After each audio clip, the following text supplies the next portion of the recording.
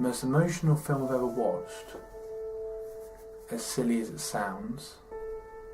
So initially I was going to say Titanic, but in a weird way I want to say Book of Eli. There's just something about it. It was just the music, it was just the atmosphere of the film. It was about this guy in a post world, whatever, and it's sort of it really pulls you into this world. It makes you think, basically, and the music is amazing. It's just an amazing film, and at the end there's a twist. I won't say it because you've never watched it, but there's a twist at the end, and you just think, oh my god, and you just like, and afterwards, I remember it was Dan I watched it with, and I remember just sitting at the end of it just thinking, wow, what a film. If I had to say honestly, the most one that's brought an emotional response from me personally, I'd have to say is Stephen King's The Green Mile. It's basically about a man that's wrongly accused of murder and ends up on death row. And I can say even today watching it, 'cause I'll probably watch it once in a couple of years, it's the only film that still makes me cry, I think. So that's like a really positive emotional response it has in me. It's such a beautiful story, and he goes through such hardships. Like, he's such an innocent man, such a gentle man, and he's there being convicted of such a heinous crime, even to the point where the guards at the end don't want to kill him, but they have to follow orders. So yeah, I'd say for me personally, the most emotional film that I can think of is The Green Mile.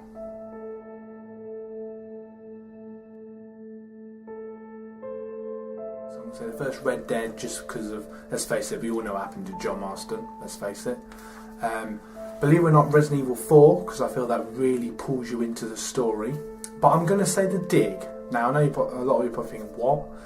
What is that? Most of you probably never heard of it. It's a really old LucasArts game, and it was made back in the DOS days, back in 95-ish. And there was just something about it that was absolutely amazing, because it was basically an asteroid that's coming towards the Earth. It takes you off billions of light years away onto an alien planet, and you've got to work out how to get home. And it was just the music, and it's the first time I'd ever played a game that had a full-blown cinematic clips, like an actual film, and it was almost like an interactive. After a couple of shout-outs, The Last of Us, that was a good one. That took to the heartstrings. The first 40 minutes I basically thought were a movie. Gears of War 2, where we lost Dom fighting the Locust. But the most emotional response for me personally, and you're going to be like, oh, not again, Final Fantasy 7. Came out in 97. I remember as a kid watching my dad play it before waiting for him to go, and I'm me playing it myself. And even now today, 20 years later, I still want to play it every day.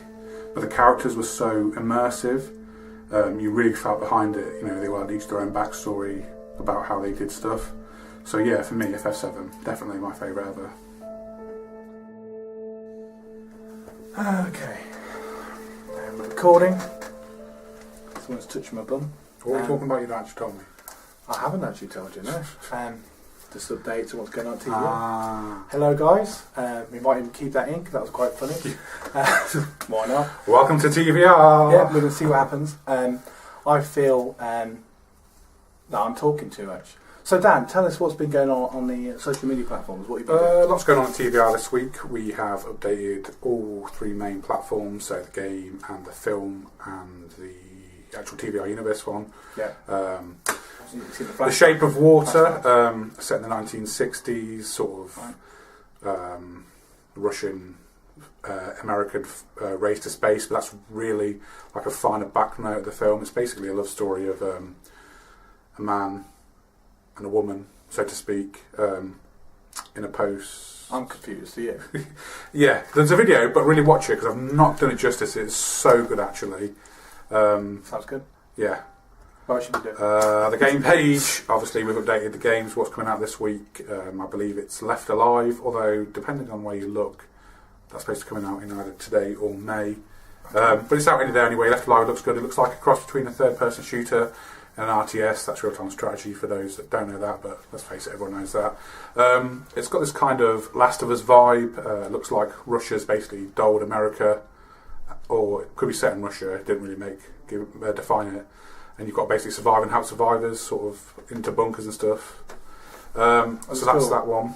I feel like I've got a bit of light bulb going on. I know what you mean, actually. I do feel very white. Channel TVR. Just play the light a little bit. Not swear. Spearmint and light here. So basically, as Dan was just saying, it's been looking over all the platforms, updating our Facebook page, updating our Instagram page, and a lot of stuff's going on there. You know, we've got a games page and a film page, and I've got like a mini DOS one that's been doing quite well. Very well. Okay. And also in the sort of the bigger projects, we've also been filming Reel, which was the weekend just gone, which went really well. I'm sure you've probably seen the photos and the posts. I'm also making a behind the scenes video that I will post at some point. It just feels more professional. Yeah, it just adds that extra layer. It's not. Yeah, exactly. It's just nice. And at the moment, just using one of our normal point shoot cameras, which is fine. But also playing around with our new dictaphone mic, whatever you're going to call it, the Zoom HN1 or whatever it's called. And that is a brilliant bit of kit. We even had the company saying, "Oh, we're really glad you like it." And that's, you know, if you watch this video, thumbs up, because it is a wicked bit of kit. And I've shown you earlier, wasn't it? Oh yeah, very, very good. Yeah. And so it's just nice to have all this all gear, and we seem to have a larger following, more and more people are watching. So thank you guys. Keep following and subscribing and all this stuff. We talk about, so I have to find out next week. So get liking, subscribe to the channel, ring that bell, and don't forget to see you, because we both look like bulb heads. Bulb head, gone. Bulb head, hashtag bulb head. Bulb head, I can't even say it. Bulb head, bulb head.